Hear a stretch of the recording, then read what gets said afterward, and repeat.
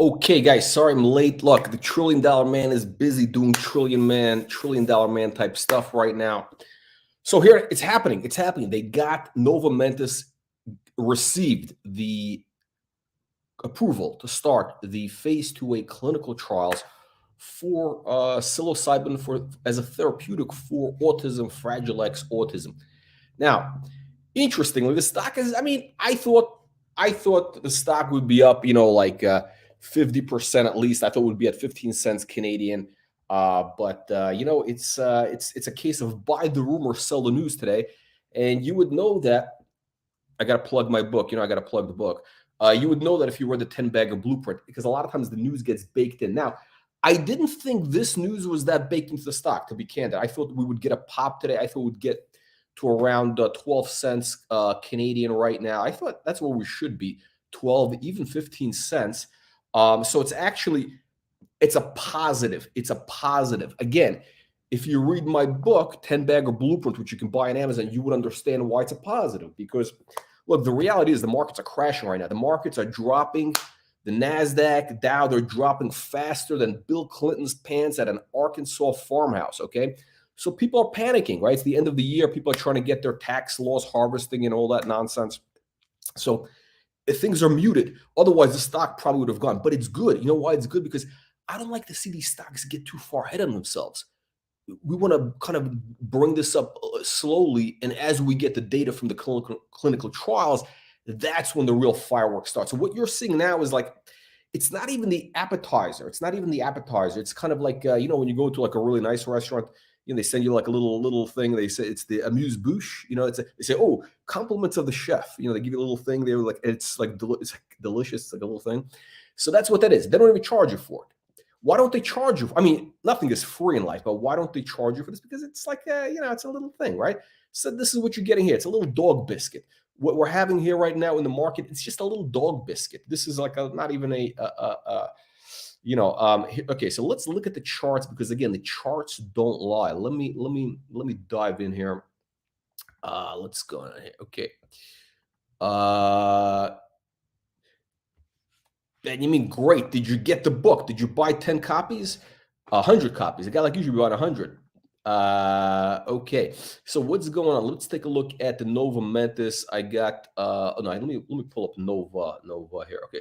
So we're at 10 cents. We're at 10 cents. That's an insult. That's an insult to the stock. Because that implies a valuation of like we're still under like 10 million, really. This thing should be trading right now. Again, I will never tell you to buy a stock or to sell a stock. Those two words you will never hear come out of my mouth, okay? The reality is this, the comps in the biotech space for a company that's got a novel therapeutic for something like that, psilocybin psychedelics, clinical trials is ready to start. I mean, phase 2A, right? By the way, in theory, if they get really good data, I believe, because I got to watch one of the videos again with Dr. Marv. He said, hey, look, if things are really good, we can ask for, I think they called it the sympathetic approval from the FDA. So, I mean, the path to commercialization could actually be a lot faster than we think, okay? And if they get really good data, maybe they get like, there's some really, really positive things that could happen. I mean, I'm talking about so here's the other thing. By the way, again, I got to plug the book, sorry. Stocks move on upside surprises, right? Stocks don't really move on things we're expecting. So this news is baked in. But if there's an upside surprise, if there's something really good coming out of that trial, they get some, they could, this thing could be worth a lot of money. But okay, so what's a stock worth? What's a biotech stock worth that's got, phase 2A going into the clinical trial, not just apply, but approved. And they also got FDA orphan drug designation already for this. They got orphan drug designation, right? Psilocybin, right?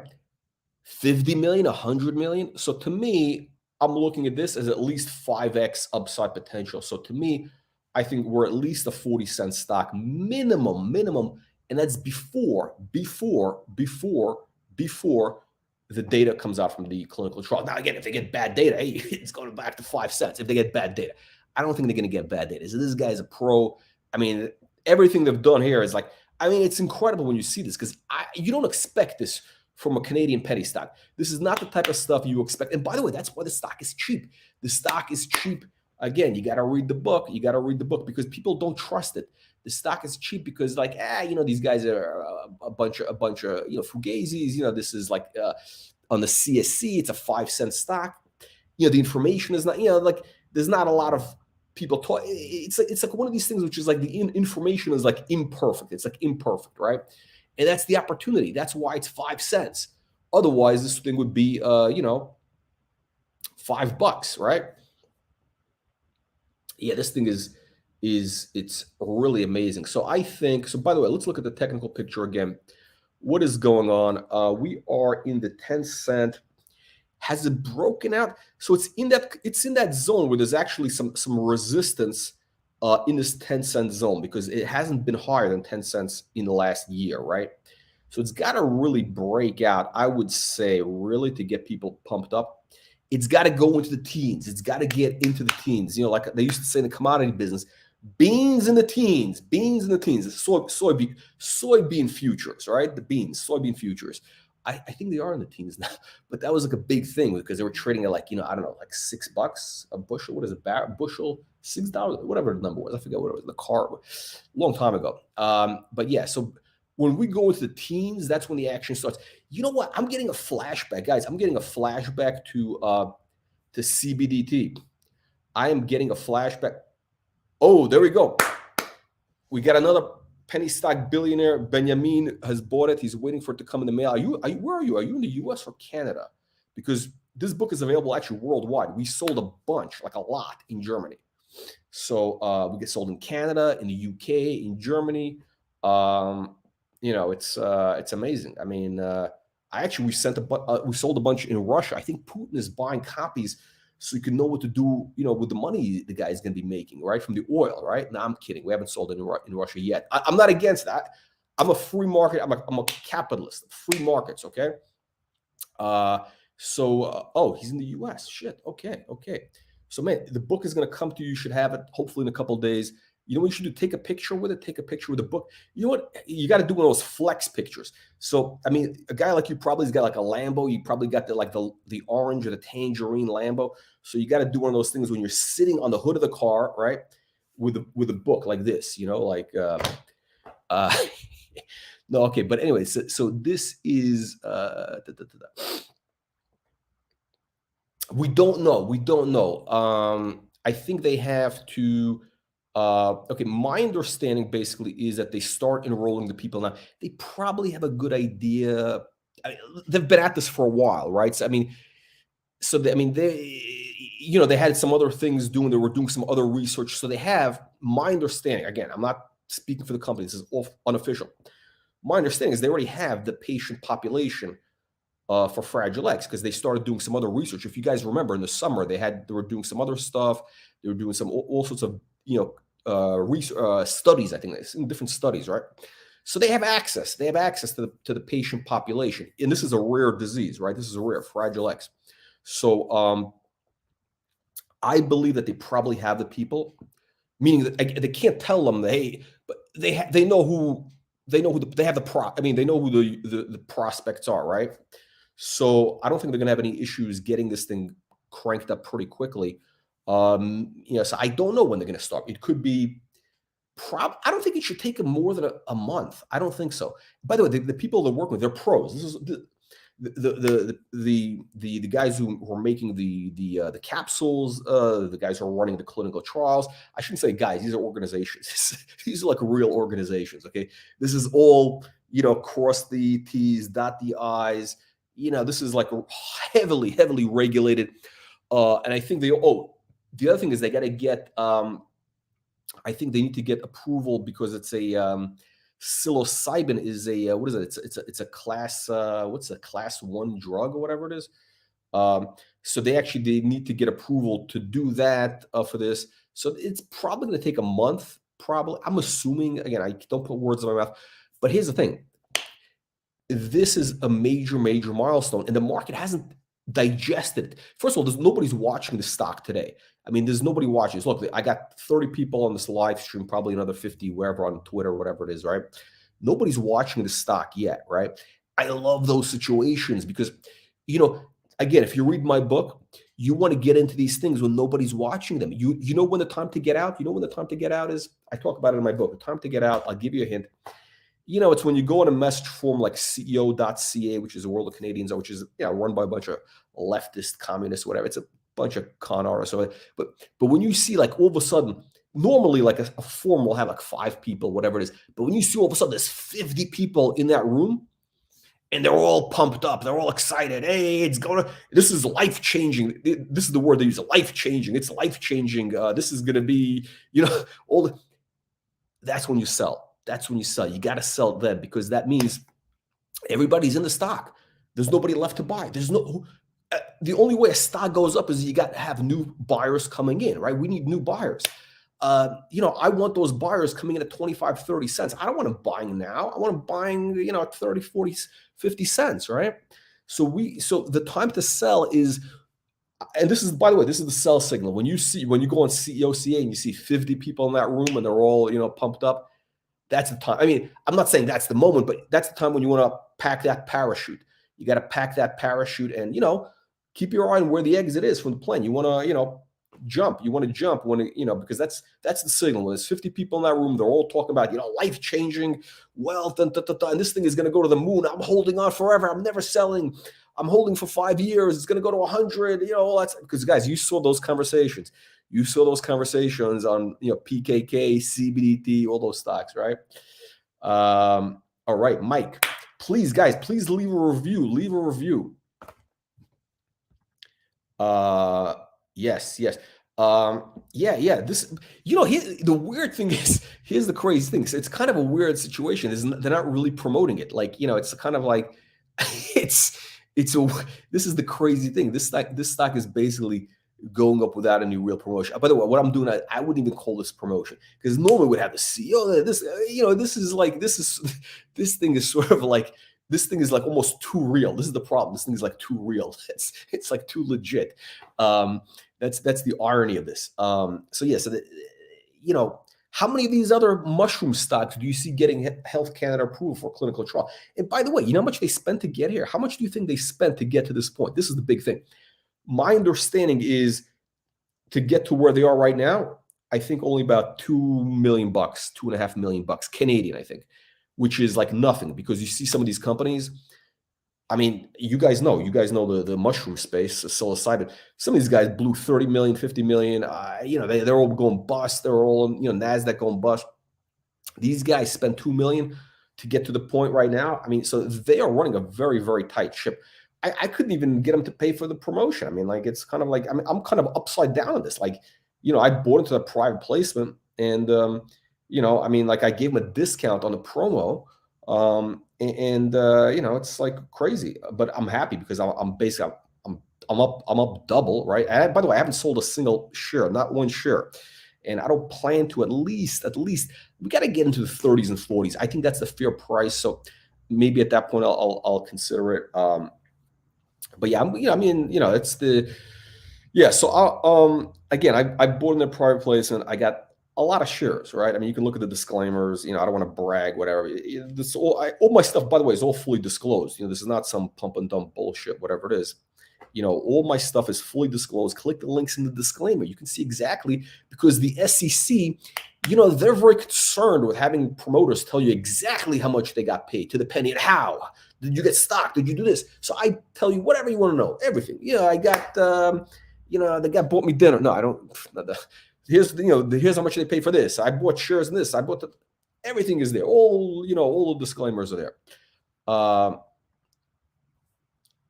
This is ridiculous. I mean, this is like an embarrassment. It's really an embarrassment. Look, that stock, by the way, was going nowhere. Truff was going nowhere until, we put Todd on our program and then it went up 5x. Okay. They raised a bunch of money in that thing. So that was smart, actually. It was smart that they did it.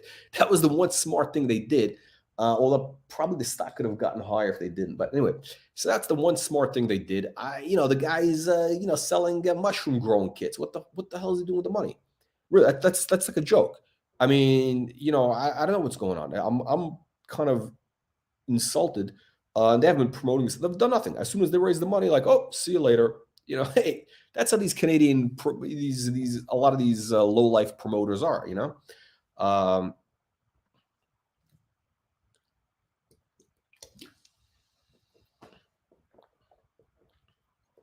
you know what, Mike? That's a very good point. I didn't even think about that. I didn't think about that. You know what, Mike? I'll be very candid with you. Look, if you read my book, and you can see the 60-second due diligence. So like I'm not an expert in these things. Like I'm just a schmuck, right? So like I look at here 60 seconds. I look at these things very quickly. So I don't even think about all the nuances of the. Well, no, I'm looking at the chart. I'm looking at the market opportunity. I'm looking at which I talk about in the book. So that way, you know, I'm trying to make this so a layman can analyze a stock and have a fair chance. Otherwise, you're going to get screwed with these penny stocks.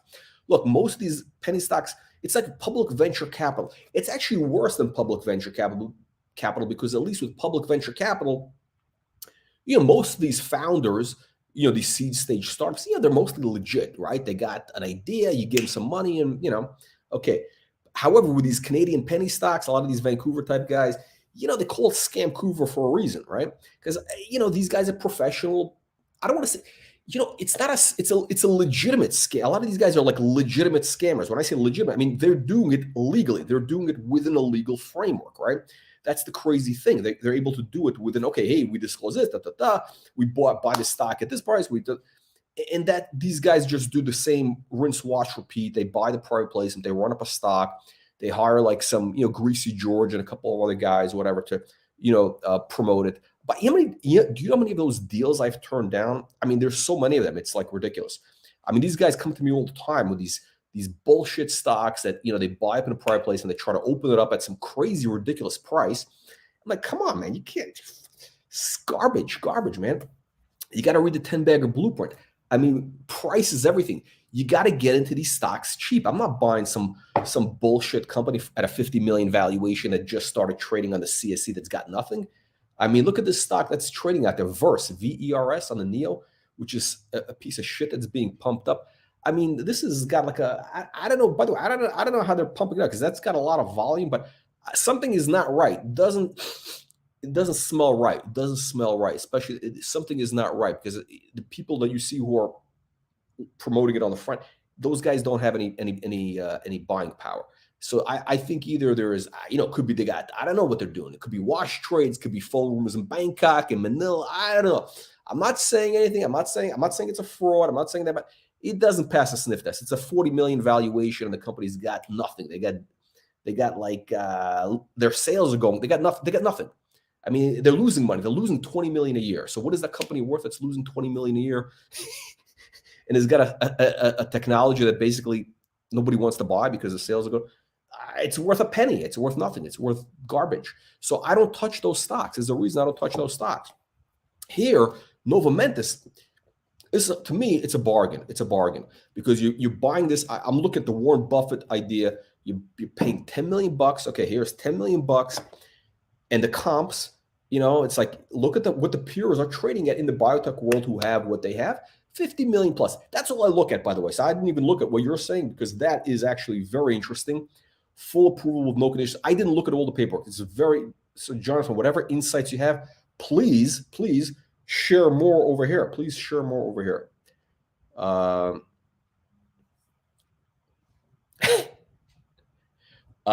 Exactly. Once the big money is in.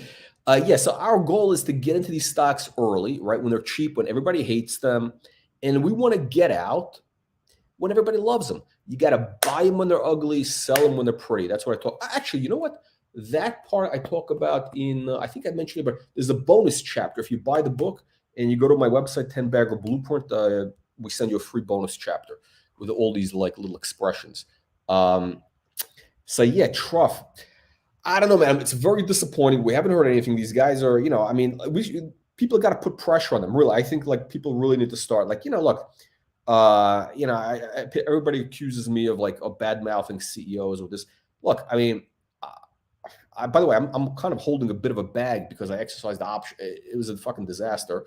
So I'm kind of underwater with it actually. But look, yeah, the guy, you know, the guy did the thing. You know, I don't know. I don't know what to tell you. They've been good to me. Um, it's I wish they would be promoting the stock here. I mean, they should do something. I mean, Bruce Lipton is a smart guy. I mean, like he should get more hands on. I think people should put more pressure on Todd and the board. You have to kind of come on, guys. You got money. They're wasting the money right now. I don't know where the money's going. It's people. I don't know. They're spending on hookers, on cocaine, on trips to the Caribbean island where they're supposedly doing whatever they're doing, parties. I don't know, parties, psychedelic clinics. I have no idea. I haven't been involved in that thing in over a year, but they got to do something quickly because time is money. Yeah, exactly. Well, you know what? Truff basically is trading like a shell. So Truff has 25 million. I think they got 25 million in cash right now. But that's all they got. I mean, they got basically the market's valuing them as a public shell. That they're being valued as a public shell because what do they really have? It's like, they got nothing. I mean, it's basically, look, I'll be candid with you. If you read my book, what was Truff? Red Light Hound was basically what I call, because again, there's like 4 types of penny stocks. There's the real deal, which is very few and far between. There's the scam, which is there's not that many actual outright frauds. Then there's the perpetual turnaround, which are usually like middle market companies that actually have revenues, but they go nowhere. And then there's the fake it till you make it. That's what I'm calling the fake it till you make it. And Canada is full of those. And that's basically, some guys get together and say, hey, let's, psychedelics is hot. Hey, let's put together a psychedelics company, run up the stock. Hopefully we can, find some other company buy into it, then we can get out and, we can make, that's the whole game of Canada. They see a hot theme. And I talk about it in the book. I explain to you exactly how this works. And you got to watch out for those because some of them, these fake it till you make it, could actually work out if you have the news flow, if you hit it right. Others, like what you see with Red Light, is the kind of, it was halfway successful. I mean, the stock ran up. They faked it till they made it. I mean, they made 30 million that they raised, right? But they haven't done anything with it. I mean, they should have fucking made some strategic acquisitions. I mean, they got some stupid thing that Cressel was a joke. I don't know what these guys. I mean, there's some smart guys involved in this company. So I really, if any of them are watching, guys, come on, time is money. Let's not fool around. I mean, we gotta get this thing moving. Doc is another Doc is also fake it till you make it basic, but a little more advanced because look, they did a bunch of these they had the thing going, right? They put in a bunch of acquisitions, all this bullshit, a bunch of the more, again, I don't want to plug the book. It was the hot theme. They got the promo because we were promoting the stock. And if you look at the chart, as soon as Wall Street Reporter got involved, the stock ran up. And then all of a sudden, the guy went crazy. They got delusional with like, hey, we're too good for retail. We're going to only deal with institutional investors now. I don't know. People change. I mean, they change. That's the problem. Sometimes they get delusional or something. And these guys went delusional. They stopped the promotion and thing went back down. I mean, and that was like basically, fake it till you make it type of deal. I mean, the idea was, the smart thing would have been, okay, keep the promotion going, get the stock to $5. And we're so close to breaking out, go to $5. And then all of a sudden they stop. But if it would have gone to $5, somebody else could have bought them. And that's kind of the exit for these Canadians because they really need the idea of the fake it till you make it is that, okay, we promote it, we run up the stock, and we find some other sucker to buy us out. That's the way it works. You guys know exactly what I'm talking about. Yeah. So okay, there you go. That's CBDT.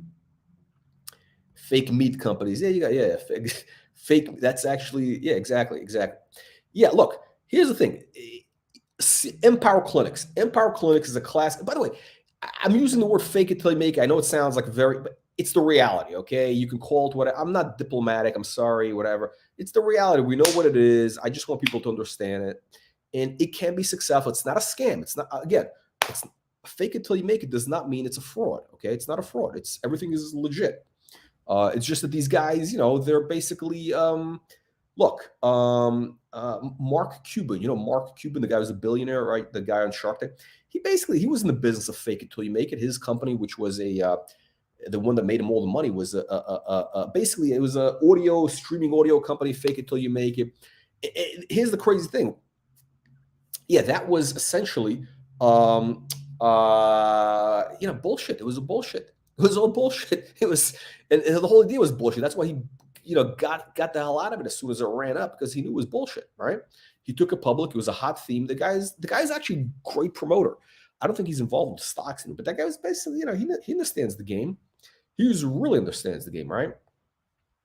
So, look, the thing with Empower, that could have been really good. So I'm very disappointed that Steve, when that stock ran to $2, $2.50, it went from a nickel to $2.50, and millions of shares a day, and all of a sudden, now he had some director sold some shares or whatever, some bullshit guy. He had, it was actually cashed into. It was smart, then the market kind of got a little bit spooked, and Steve kind of went MIA. The guy went MIA.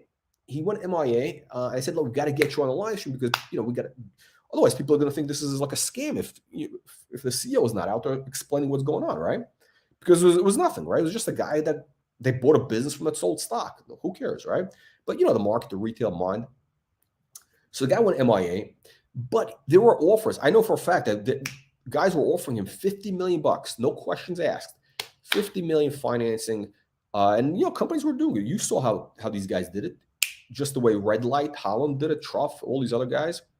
They could have raised $50 million and they would have been set for life. They could have done all the bullshit, taken that $50 million and, bought a bunch of clinics, bought a bunch of bullshit, whatever it is.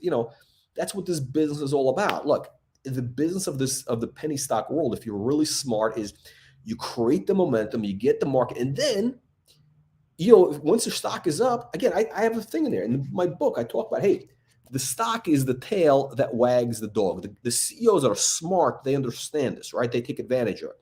When the stock is running up, the value explodes, you take that and then you buy a real business. By that I mean, something that's generating revenues. And we've seen companies do that, right? Nextech did that, by the way, because that guy's fucking smart. Nextech has got a guy I'm calling him like 100-bagger CEO. He understands capital markets. He's kind of like a Mark Cuban type of guy. He understands, how to take advantage of opportunities. So fake me, yeah.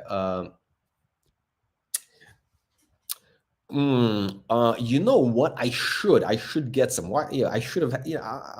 If I was more professional, I would. But I should. Who's Voyager? I don't know Voyager. I don't know that company. Let's see. EP. You know what? No, I think that thing is. I think Empower is kind of done. Basically, it's like it's just too much. It's like it's too much. TBP. I don't know what the story with TBP is. That guy. That thing was running. I mean, that thing could have. Because I think when did we got involved like 15 cents, I believe, or whatever, and went to 40, whatever the numbers were. And he did, all of a sudden there were guys short because Canada is such a scam country. It's unbelievable what happens. Like, when a stock runs up, all of a sudden these short sellers, right, these hedge funds, they short the stock. And then they call investment bankers and say, hey, let's do a private, tell these guys to do a private. It might actually work the other way because they work in cahoots. Really, it's in cahoots. I am shocked that there was no investigation made into this, but we know what goes on, right? Basically, the investment banks in Canada, they want to make some money, right? They see a stock that's running up, right? Like a TBP. The stock is running up. So a guy needs to make a commission. He calls up, Moaz Kassam, one of the short sellers, and says, hey, why don't you start whacking the stock, right? And we'll come in and we'll tell them, hey, let's do a private placement, or vice versa. But that's the way this thing works. So they get the stock to drop, they do a private placement, they cover through the private placement. The banker gets a commission, the short seller makes money, and the retail people get screwed. That's Canada for you. So that's why you got to read 10-bagger blueprint so that you don't get screwed, right? I talk about all these things in the book. Anyway. So TBP, the guy is not a really good capital markets guy. I don't know what's up with that guy. I don't know. It's I don't know what's been going on with that company. I've been completely not involved in who knows how long, over a year. Uh,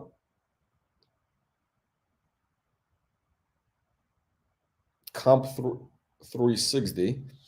What's the symbol? What's the symbol? What's the valuation? Mike, can you give me the symbol? I don't know. Yeah, pump. Let me know the symbol. Voyager Digital. Oh, okay. Yeah. Look, Mark Cuban. I mean, Mark Cuban is living in the wrong place. I think the guy's in Dallas. He should be in Vancouver. Mark Cuban is like, he's basically like a Vancouver type of guy. He basically, his whole career has been pumps and dumps. Legitimately, legit. I'm not saying he's a fraud. I mean, it's like legitimately, he sees a hot theme. He does some bullshit, rides the trend, and gets out. Like very good timing. So like I don't know how this thing is, but and he's a smart guy, right? So and these types of things are in Canada, all the time, all the time. And by the way, there's nothing really wrong with it as long as you know what you know firsthand that what you're getting involved in. And I talk about in the book, you can make money with these fake it till you make it as long as the valuation is right. You're getting in cheap, right? You got to get in cheap. You got to get in dirt cheap. And you got to make sure that the CEO knows how to promote and he's an opportunist. Okay. He's got to be an opportunist, not one of these guys who, goes to sleep when the stock, goes up 50x. You got to have, a guy who, if a stock goes up to, the valuation goes from 10 million to, 500 million, fucking buys a $500 million business with that money, right? That's what the guys at AOL did. They merged with Time Warner.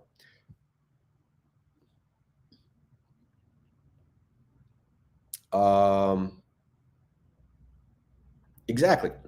Look, this is it. Look, the reason I wrote this book, by the way, it's a lot of work to do this. Like, I spent a lot of time doing this. Like, that's why, like, you didn't hear a lot from me in the last couple of months. The stocks were going down. So I was like, you know what? I don't want to take on new clients. Like, let me just work on this book. Let me put other things together. Cause I think this 23 is going to be a massive year. But I did this book, 10 Bagger Blueprint, which is on Amazon. Very simple because, it's very important. I mean, for my audience, for the Wall Street audience, to make money. You guys need to make money with the stocks we bring because I'm going to be out of business if people lose money. It's like, look, if you look at all these Canadian promoters, whether it's, you're talking about Greasy George at Agoracom, you got that Chris Parry loser, you got, I don't know, what is it? A bunch of these guys. What is it called? Deep Dive, whatever it is. There's a whole bunch of these knuckleheads out there, right? Who really, they got nothing going on, and it's all their stuff pretty much goes to zero. It's all the same bullshit companies, right? Look, I need you to understand when I bring a company onto our platform, what this is. Is it a real company? Is it a fake it till you make it? Okay. And when is the time to get in? When is the time to get out? Because I'm never going to say to sell the stock. Okay. You're never going to hear me say the word sell. You're also never going to hear me say the word buy. I can't say the word buy. At the same time, I can't say the word sell because if it's a client, right, stock is moving up. I mean, I can't tell. I mean, they're a paying client, right? I'm being paid to bring an audience, right? That's the business, right? It's like I'm a criminal defense lawyer, okay? It's like the company's O.J. Simpson. O.J. hires me to defend them and say, if the glove don't fit, you must acquit, right? I mean, that's my job, right? All these companies, in my opinion, they are entitled to the best advocate, the best defense that money can buy. That's because these penny stocks, they're actually guilty until proven innocent. My job is to prove them innocent, right? So what you need to know is what to watch out for. When is the time to get in? When is the time to get out? When is the valuation right? Everything is covered in this book, right? And because I need you to make money. Why do I need you to make money? Not because I'm a saint. I'm not an angel. I need you to make money so that you get into a stock like what do you call it here? Into Nova, and let's say it runs up to 50 cents, right? Let's say you make 10 times your money, right? All of a sudden you got a whole bag of cash that you can then parlay into the next deal I bring you, right? Look, it's like a Ponzi scheme, like a legal Ponzi scheme, right? I need you to make money to put money into the next deal. I mean, that's how this thing works. That's and when we have multiple things going. Because look, I'm going to be bringing on a couple of new companies in the next few weeks, right? We get a couple of new companies in the pipeline. They're going to be coming in, right? Very cheap prices. So keep an eye on that. So I need this stock to work, right? So that you have money to go into those other deals. That's all. I'm being very, very transparent, right? That's why I need you to make money, and that's why I wrote this book, so that you make money, so that you can play in this game and we can keep this thing going.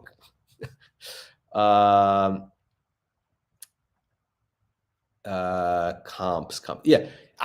There's another one. Yeah, I don't know what the deal. By the way, all these people with the Discord channels, the Discords, all this, I don't know what's going. I'm not saying. I just like, some of these. You got that. What is it? The stock fam. You got what's the stock Avengers. You got Batman and Robin. I have no idea. All these people, they know nothing. They know zero. Like, I mean, this guy Hammy. I think when I brought him onto the program, this guy, he knew nothing, right? He knew zero about stock, but he actually asked good questions on the live stream. So I think, hey, you know what? Here's a guy. Let me bring him on. Ask him. This is funny. Every time I bring on somebody onto the program, I say, hey, this guy's the Warren Buffett of this. He's, the genius, whatever. And this is what happened with Sean Black. And these guys go from like nothing to a superstar, right?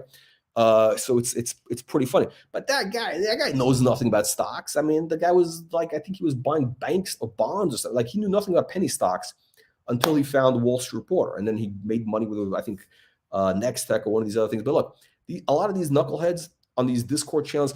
By the way, you don't know what they're doing. How are they getting paid off? I know that the the stock fam guys were getting paid off from Sheldon Inwentash. I think he got an option on some of there's all sorts of stuff. There's also ways that these guys are getting paid off. Do they get access to, some info, some prior placement, this, that? I don't know. I'm not the regulators. I'm not saying this, anything, but you got to watch out for these people. You got the only people you can trust, ironically, is the guys who tell you that what's bullshit and what's not. Like the guys who actually have to disclose stuff. I'm in the U.S. I have to disclose how much I get paid, all this stuff. Blah, blah. In Canada, I don't think they do. In Canada, it's very like, hey, it's amazing. It's amazing.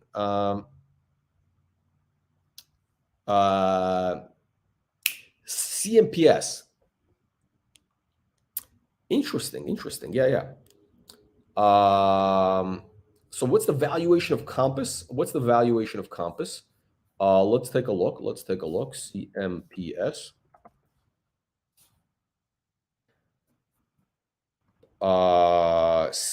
CMPS. Okay. $400 million, $380 million is the valuation. Look at this. Everything is red today. Look at this. And this thing has been on a downtrend. Look at this Compass Pathways. Like a ski slope. And it's going to go lower. It looks like it's going lower.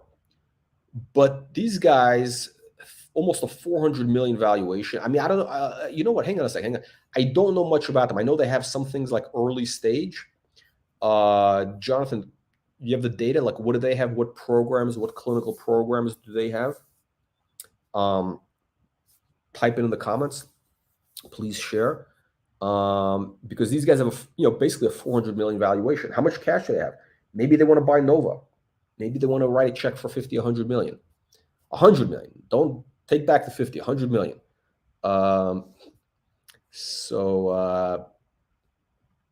Yeah, you go. Yeah. Are you in Chicago? I lived in Chicago when I was a kid. Yeah, actually, it's funny. Where was I? Where I thought, man, this thing could actually be this could be very, I was in a huge building. Where it was, no, it wasn't an airport. No, it was, I'll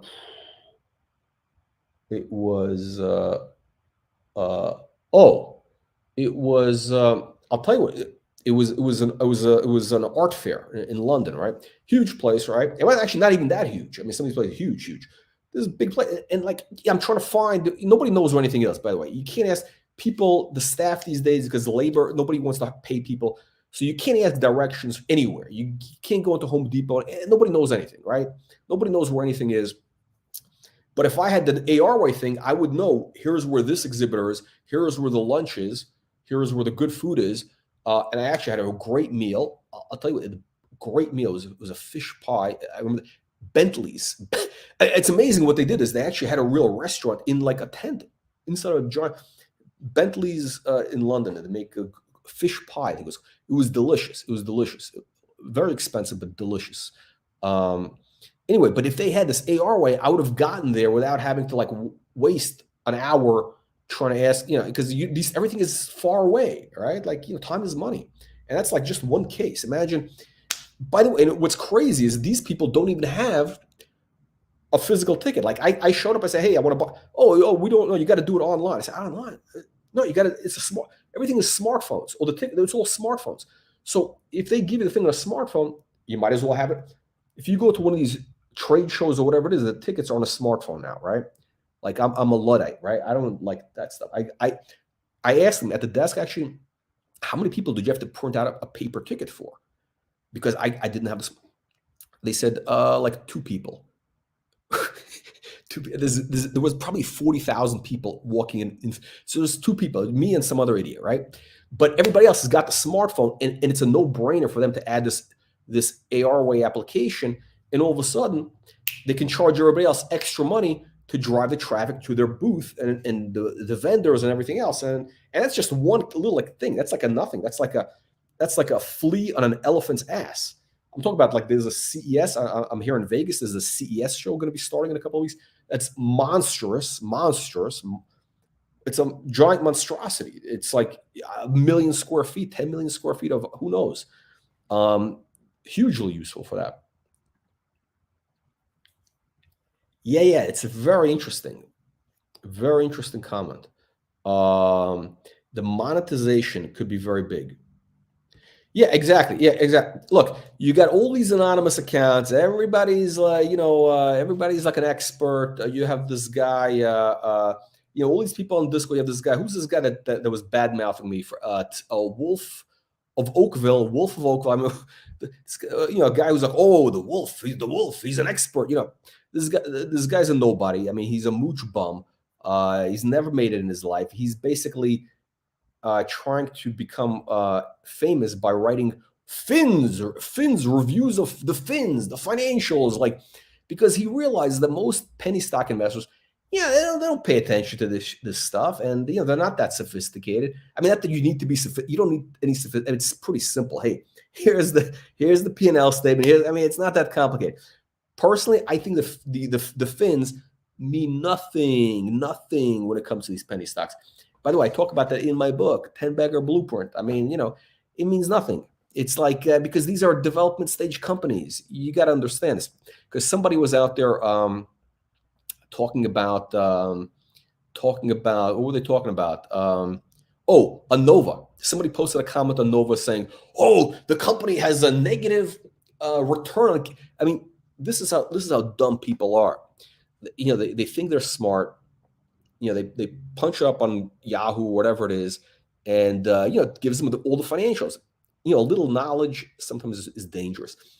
Now, this is a biotech stock, basically, right? Biotech stocks, do they make money? No. Biotech stocks, if you look at any biotech stock, usually it shows you a massive red ink because it's a development stage company. It's like a mining exploration company. They're in the business of spending a lot of money to find a drug that works, or find a mine that has gold or whatever, right?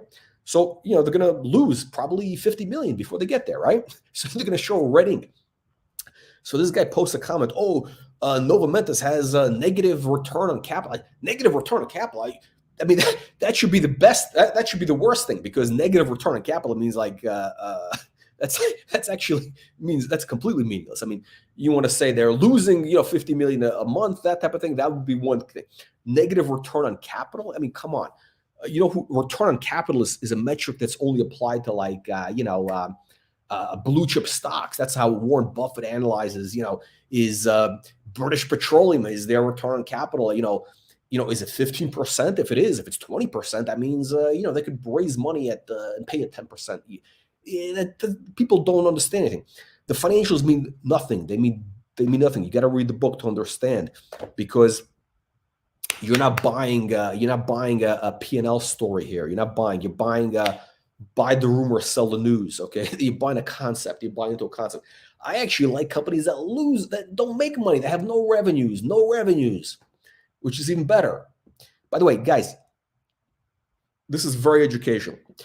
On YouTube, after I'm done, don't do this now. Don't type in on YouTube. There's a video called Silicon Valley. It was a TV show. Silicon Valley was like a comedy show. Silicon Valley, no revenue.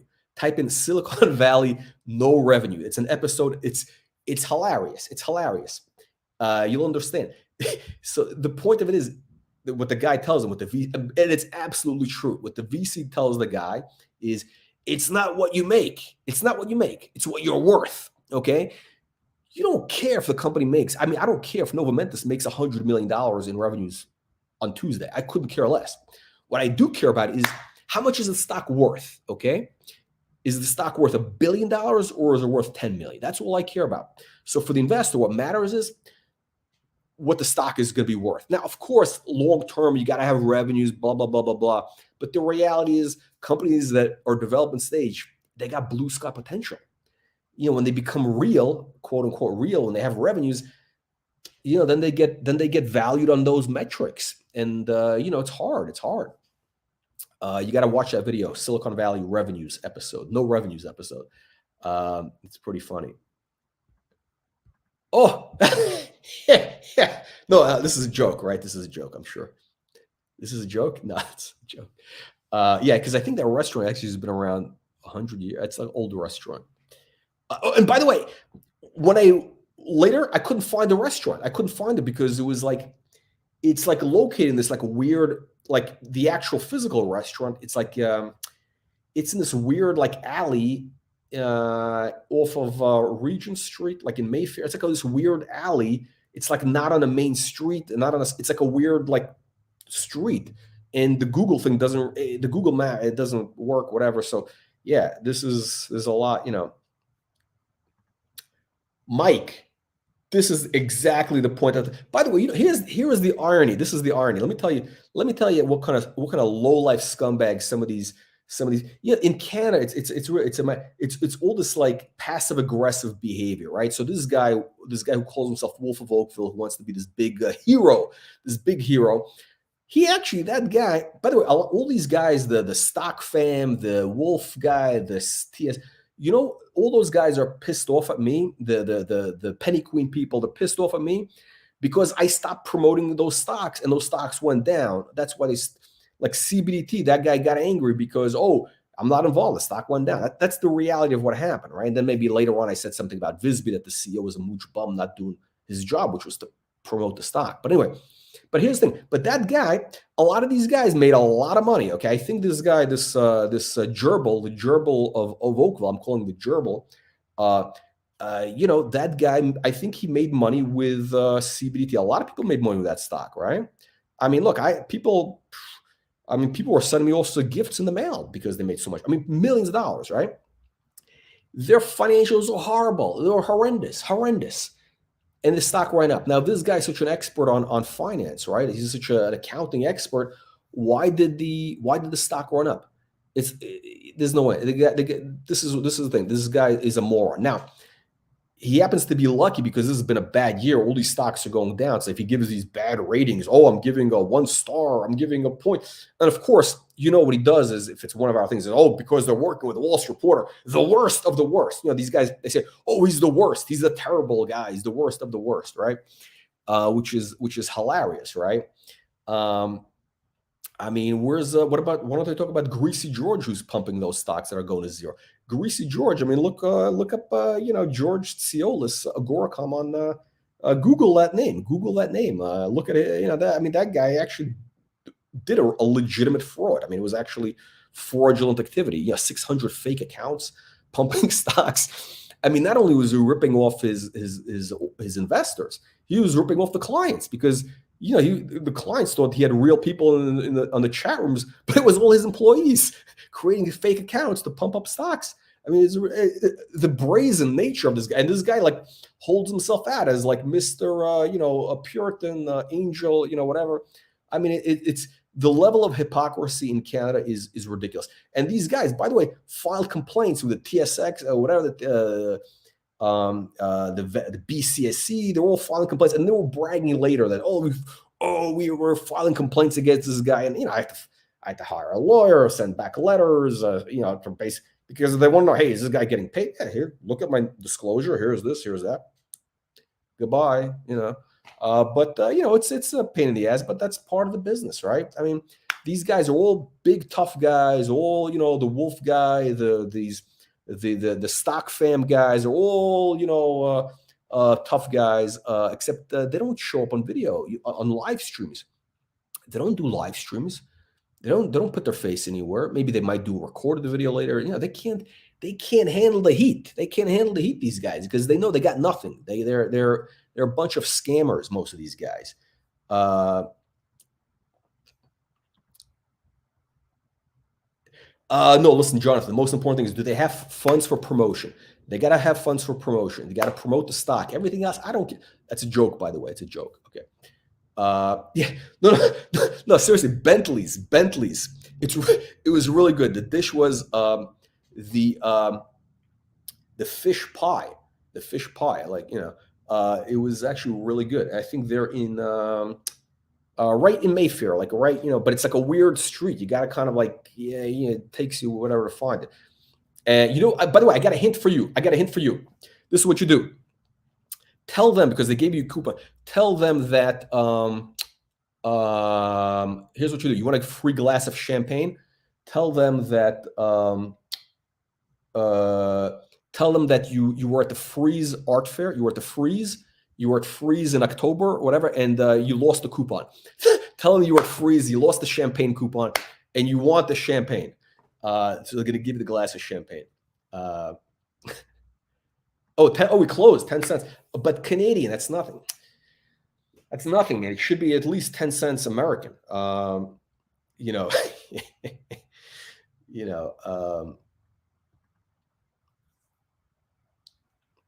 Trip health balance sheet. What is this? Trip building. Oh, you're talking about Red Light Holland. I don't know, man. Listen, they got cash. They got a bunch of cash, but the money is disappearing every day. I mean, they got more expensive. They got no revenues coming. I mean, what they got, the selling a couple of mushrooms. I mean, you gotta scale. You gotta have something of scale. I mean, you gotta. I mean, frankly, I think they should I don't know what they should do. I'm not an expert. This is beyond my pay grade. Okay, maybe they should say that they're going into, I don't know. I have no idea. I haven't thought about it, but they got a bunch of cash, and it's being basically, that's actually what I would call, that's a negative return on capital. They have a negative return on capital, because if they got 25 million right now in this market, they should be turning that into 50 million plus in equity or whatever it is, right? In other deals. I mean, they should be buying up, I don't know. They should buy up, they should try to offer Nova Mentis. Actually, Nova doesn't really need the money, because they're going to have money coming in from the warrants now. So they don't need to raise money. By the way, guys, here's the thing. Nova Mentis, they're not going to need to raise money. They run a very, very tight ship, very lean operation. They got to this point with only 2 million. Everything is already paid for, I think, with the trial, because I think they gave these guys shares or something to run the clinical trial. So I don't think they need to raise any money. Basically, this is it. This is going to be, I think we got a clean shot to run to the moon. Let me pop in Nova again. 10 cents. That's a disgrace. That's a disgrace. I mean, this thing should be like, $10 already. Yeah, by the way, look, I was telling you about this. On Twitter, I had those Twitter things. I showed you the chart, the channel. It broke out of the channel. So what you see right now, it broke out of the channel. But you know what's beautiful is it's a very contained liftoff. It's not like one of these things where it's like a random explosion, No, it's very contained. So to me, it shows to me that this thing has a lot of power in that. It's like, it's got a lot more to go. It's got a lot more to go. This is what, look how well, look how well this thing is like, it's kind of like this guy Bentley. It's like a Bentley. This stock is like a Bentley. That when you have the real Bentley, not the new ones, but when you have like the 12-cylinder engine, you can step. I mean, it's got a lot of power. I mean, you step on that gas. I mean, that car, can go to 200 miles an hour. It doesn't look like it, but it can do 200, right? It can cruise at 180, right? And it's got plenty of power. So when you're going 80, you step on the gas and it'll go to 140, right? I can't tell you how I know this, but trust me on this, right? So this thing is kind of like that. It's got that a lot of that horsepower. I think Rolls-Royce has a logo that says something like, because I think their RPM gauge goes backwards. It goes from like how much power is remaining. It's not like the RPM. It's more like how much power. You have like 99% power. So this is what this is. This thing is telling you, you got like 95% power. That's the way I'm looking at this. The way I'm reading this chart with this monster news today, this thing normally would have gone to 15, 20 cents. And then it would have been like, oof, then it could have. This is actually, to me, we're still in the beginning. It's only up a penny, and monster news. And in a day when the market was down, I mean, it's a sea of red. It's a sea of red in all these stocks. And this thing is holding on so well. To me, that's such a positive. I mean, it's really amazing. So I think we're in a very good place. I think that this thing could be, yeah, I think, listen, I think Trip should put 25 million into the promo. I mean, they don't need to pay me 25. I'd do it for like, I'd do it for $1 million. I mean, we get the stock moving. No, I don't know. They have a serious problem because, what are you going to do with that money? I'm surprised nobody's pressuring that company right now because they got 25 million, right? They're burning money every month. Their stuff hasn't scaled. They haven't been able to scale. They're not showing any sign of urgency. There's no sense of urgency. Trip doesn't seem to have any sense of urgency. It's an insult. There you go, FCO. So FCO, it's interesting. So FCO, when we introduced that stock, it exploded. Like literally, this was the time when, I don't want to brag. I don't want to brag or anything. I mean, but I do need to take sometimes credit. I mean, I really should take more credit because like that guy Greasy George at Agoracom, I mean, he takes credit for all the stocks that ran up because of Wall Street Reporter. I mean, just because he was working on those accounts, that guy did nothing because you can see clearly, when we're not involved, like they go to zero, the volume dries up. But yeah, so the reality is this: how do you know that the platform, that the Wall Street Reporter brand is good? When we bring on a stock, even if there's a rumor of us bringing on a stock, that stock runs. So then this FCO, this was in the real FOMO days. We're not in that market now. We're not on the FOMO market. But yeah, I mean, as soon as word came out that we were, working on that stock, it went from 11 cents. It doubled this was the day when we announced it. It went to it basically doubled in 2 days, right? Doubled in 2 days, purely on being on this platform. Purely in being on the Wall Street Reporter platform. And it went to like 40 cents. And what did they have? They get a mine. I don't know what. I have no idea what the hell. I'm not a mining guy. I mean, I bring on a guy. He's a legitimate guy, by the way. This guy's a real guy. He's a real geologist. He's got a track record. He's the real deal. To me, that's what I look for. I look for the CEO. He's like a real guy who knows what to do. And I talk about that in this book. Now, the rest, I don't know. We haven't worked with FCO in 18 months. I have no idea what they're doing. I have no idea. Where are they now? Yeah. So what? They're back to. They're at 2.5 cents. I don't know what's going on with the mine or whatever. But look, the reality is this. The reality is this. Oh my God.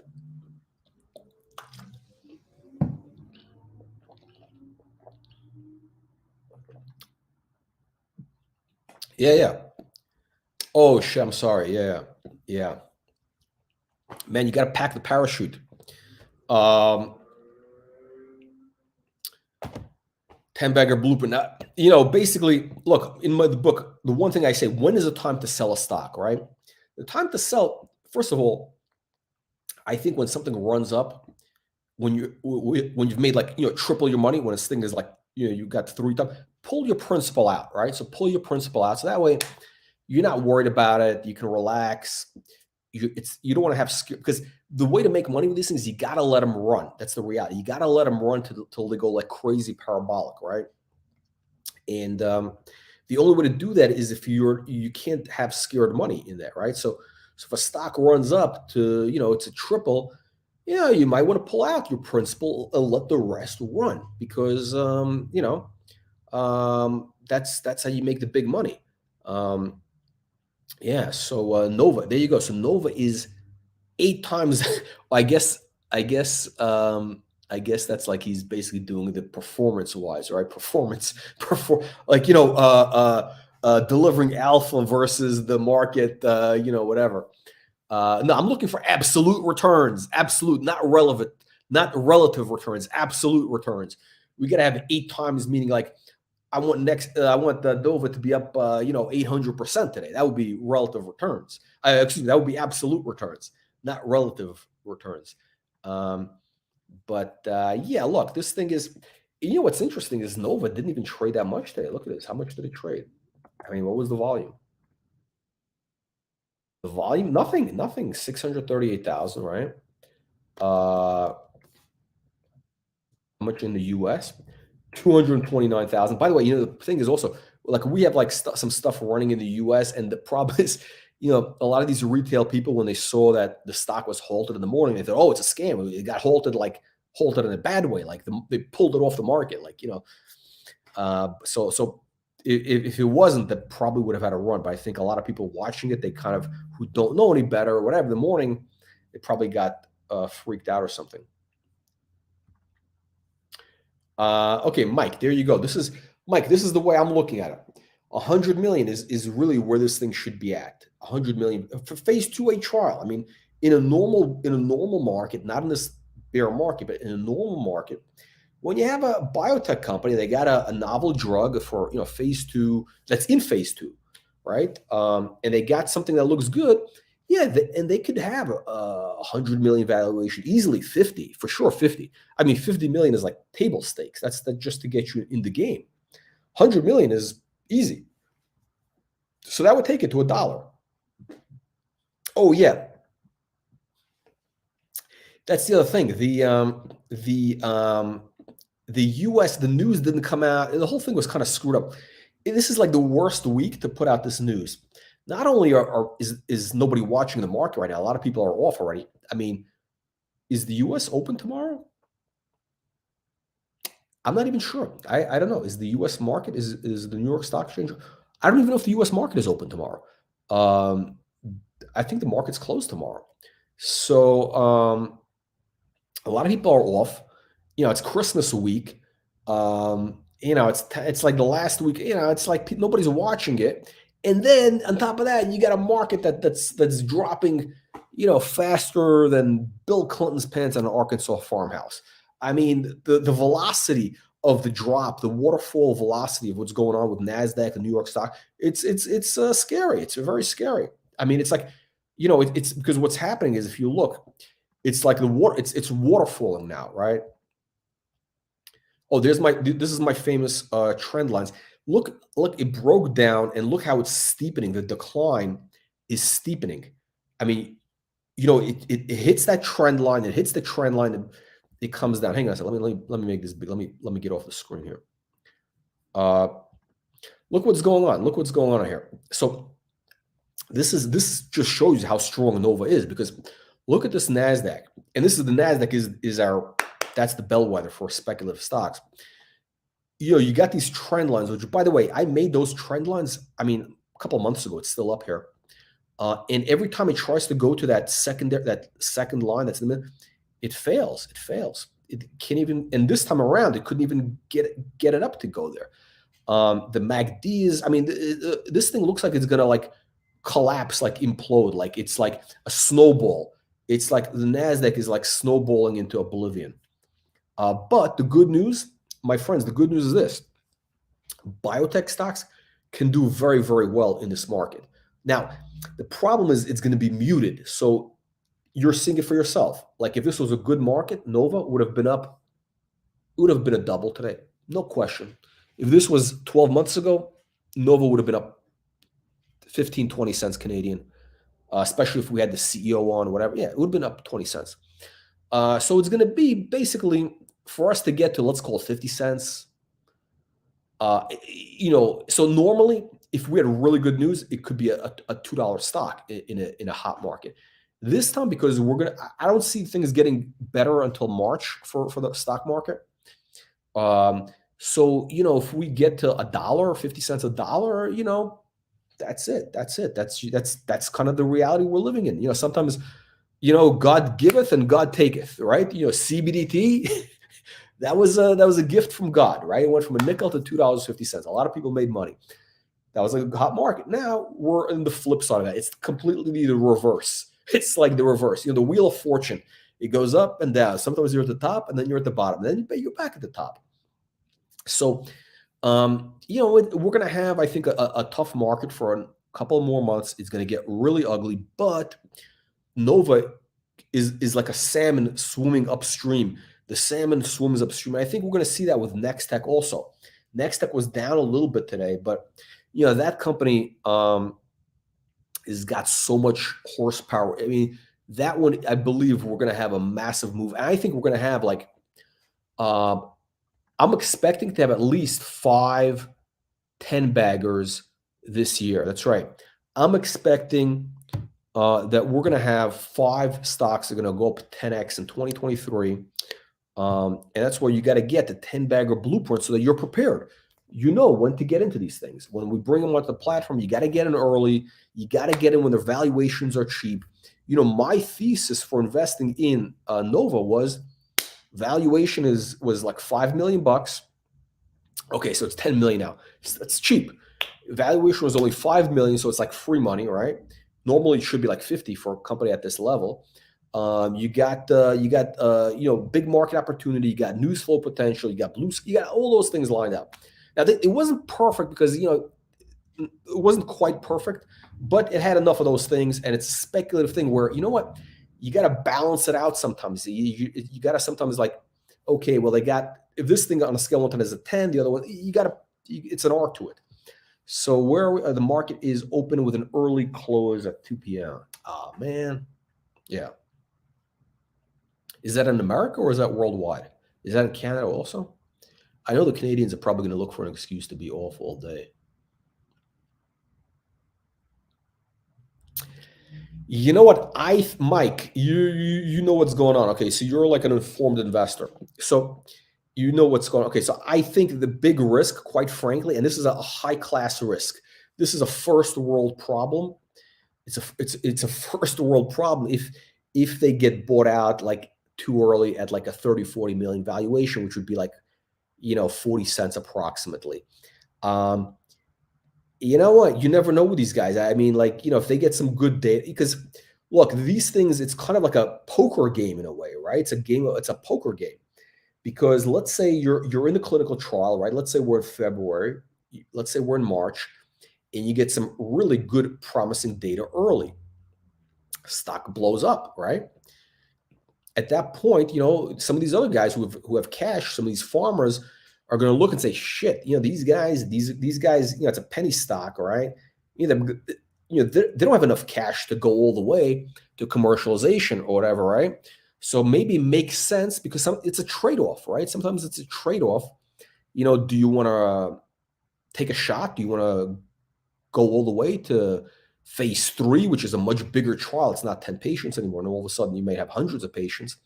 That's expensive, right? You're going to need to raise money. And maybe you're not going to show efficacy. Maybe whatever, you never know, right? I mean, this is you're going into a room. You don't know, it's like, it's like one of those mob movies. It's one of those mob movies. They can say, hey, we got to have a sit down. We got to have a meet, and you go into a room and it's dark. You go into the basement downstairs. The lights are off. You don't know. You don't know if it's you're going to get, somebody's going to, put a bullet in the back of your head or, they're going to give you, what is it called? They're going to give you the upgrade. They're going to give you the, what is it called? What the shit? They're going to, give you, what the hell is the term?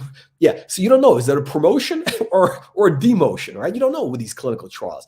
I think the data, I mean, Mike, you tell me what you think. You probably know the situation a lot better than I do, but I think they're going to do okay. But it's possible that they do get bought out. You see this happen all the time.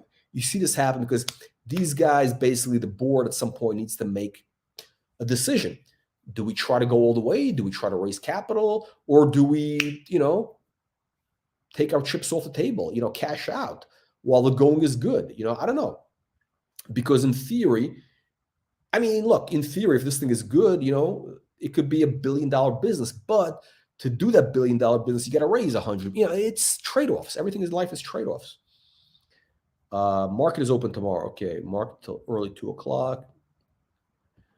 Yeah. Oh, okay. So FCO.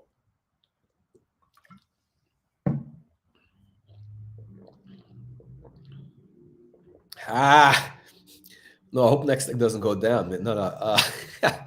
Well, I mean, let's take a look. Yeah. Now, here's the thing. I'm biased always with these stocks, so I'm not gonna, but oof. We're close to we're still above. This is a 200 moving average, by the way. We're at the 200, and there's a level of support here. So this is holding on very well. Actually, very well. Actually, as you would say, it's outperforming the market. Actually, I mean, Nextech versus Nasdaq is like, it's up by a factor of 1,000% because the market is down. The peer group is down 75%. Nextech is only down like 30% on the year. So it's actually outperforming. But we want absolute returns. We want to have this thing at $5. Yeah, it's interesting. Yeah, it's a very, listen, Jonathan, it's a great point. Look, in any market, in anything, like in any economy, like in any economy, even in the Great Depression, there are always people with money and they were spending on champagne. Okay, even in the depths of the Great Depression, you go to Venezuela, even there's people partying, they're driving Ferraris and Lambos, they're spending money on champagne in Venezuela, and other people are starving, right? In any market, there is always a bull market somewhere. And the bull market is when you have a real company. The bear market is what separates, it brings clarity. It separates the wheat from the chaff. The bear market shows you the real guys are, because, in a bull market, you had all these guys, hey, everybody's promoting, everybody's, this and this and that, we're going to the moon.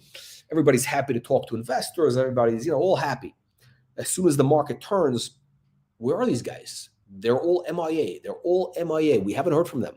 We haven't heard from Todd. We haven't heard from VSBY. We haven't heard from, I mean, I can go down the list. I mean, the list, right? The real guys are like the salmon that he's swimming upstream. This is when you know the real guys. Nextech is the real guy. That's the real guy. That's when you know the company is real, because he's out there promoting the stock all this time. He's talking about, he's bringing transparency. All these other guys, you haven't heard from them in months. CloudMD, when was the last time you heard from CloudMD? Ooh. How about Skylight? How about that bum, that mooch bum, Prad? What a knucklehead that guy was. I mean, yeah, this is when you see the real guys. Oh, this is very interesting. Mike, okay. So these guys have money, right? Compass, Atai, Myman. So all these three guys, they're on NASDAQ. They got money, right? So, by the way, this is one of my other theses, is this, right? My thesis is that one of these guys, if they see this, right, and they have like a couple $100 million valuation, they're going to say, you know what? I'm going to have to take this call. So I'm going to have to go. They're going to say, hey, you know what? We gotta have something. It's almost like a red light holiday. The red light, they got nothing going on. They got 25 million in cash. They're spending it on hookers and cocaine or something in the Bahamas, right? They're hanging out with FTX. I don't know what they're doing. But look, these guys, if they have a lot of cash, they need, hey, we gotta do something. If they're smart, they're gonna say, we gotta do something. Let's buy this company. Then once we buy these guys for 50 million, we can say, hey, we got a psilocybin clinical trial going on right now for autism. That's $1 billion market. It is. It's legitimately $1 billion opportunity. And when you got a NASDAQ stock with $1 billion opportunity, boom. I mean, the thing would explode. It would explode, because if these guys if they can show efficacy, I mean, it's going to be, all bets are off. So if one of these guys is smart, basically, I mean, it's almost like, sadly, it's like one of these guys has to be smart, one of these three companies. And if Nova, I don't want to say stupid, but yeah, I hope they don't give it away too cheap. I hope they don't do anything below $1. But you never know these guys. I mean, I don't know. I have no control. I don't know. I really don't know how anybody's thinking. I don't know what these guys are thinking. Yeah. I mean, no, actually, it's that's interesting. That's actually interesting. That actually is interesting. I think the Nova thing is a little more realistic, though, because for them to buy Nextech, it would have to be some big multiple, and like it would have to be like, I don't know, have to be like $5. I mean, it's more difficult. It's a little more difficult. But it's interesting. But here's the thing. For a lot of these guys, it's like the same reason that Elon Musk paid $40 billion for Twitter. Why did he pay $40 billion? Is he stupid? No. People say, "Oh, the guy's an idiot. He's dumb. He's not smart. Yeah. I mean, I love these guys on Twitter. Who say like, "Oh, Elon Musk is proving he's not very smart." Like, they're smart. Basically, they're implying that they're smarter than this guy who's sending rockets to the moon that actually return back. The rocket goes up. I actually saw this with my own eyes. I saw a rocket go up. I mean, it was incredible. This is like, and it goes back down and it comes back and lands. It's insane, right? Nobody's done that ever, right? He's doing that. He's fucking doing cars, electric vehicles. I mean, the guy is an unbelievable genius. So, and the reason why and these guys are all saying he's stupid. No, he bought Twitter because he knows time is money. He said, "Look, you know what? I could build a Twitter. Sure, I could do it, but it's going to take me 5 years. Okay, my time is worth money, or I can pay $40 billion for it now. It'll save me 5 years, and I'll turn it into $1 trillion in 3 years, right? So I'm going to make net $960 billion. That's the way the real guys think. That's why smart CEOs are willing to do paid promotion, because they know that, hey, I put a couple bucks into promotion, the stock goes up, okay? Assuming that it's, the company has something meaningful that makes it go up, right? It's not just pump and dump. We're not just doing hot air, right? But, we bring it on, so we get the stock to go up, and then all of a sudden, then you can use that to buy another business. You're saving time. You get a limited window. Before these stories go stale. A lot of these guys have stale stories, and the money's burning out. Like Red Light Holland, yeah, they got 25 million today, but if they keep going at this rate, they're going to be out of money in a couple of years, right? Because they're burning a lot of cash. So they've got to do something quick. All right, guys, 10-bagger blueprint. You can call me the $1 trillion man, 10-bagger. You can call me 10-bagger Jack. 10-bagger Jack is back. 10-bagger Jack. Okay. Anyway, guys, all kidding aside, get this book on Amazon right now, 10-bagger blueprint. Please leave a review. You'll get a bonus chapter if you go to the website, and you're going to make a lot of money with this book. If you don't make at least 1,000 times your money, that's right. Nobody else makes claims like this, but I'm willing to make that claim. You're going to make 1,000 times your money on this investment of $14.95. So you're going to turn $15 into $15,000. If you don't, I'll give you a refund. Now, if you lose money, don't come to me. That's it's none of that. But if you don't make 15 grand, I'll give you a refund. I mean, come on. All right. Thank you, guys. See you on the next live stream, probably next week, maybe after the new year. So Merry Christmas, Happy New Year, Happy Hanukkah, Happy Kwanzaa. All right, guys. See you soon. Thank you.